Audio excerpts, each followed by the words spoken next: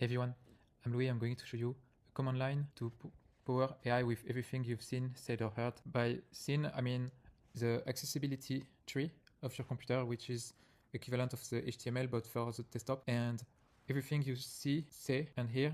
So all the audio is transcribed, speaker identified using local transcription, Parquet model, and I'm going to show how this data looks like.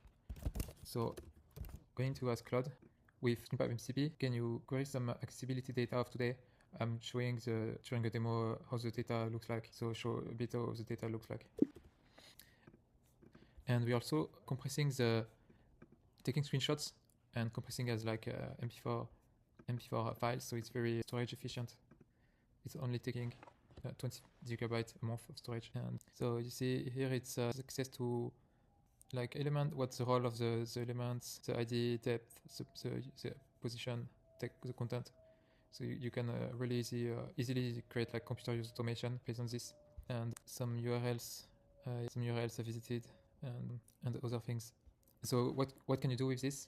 You can generate skills, for example, to automate your computer using computer use or browser automations. At the end of the day, you can just automate everything you've been doing today.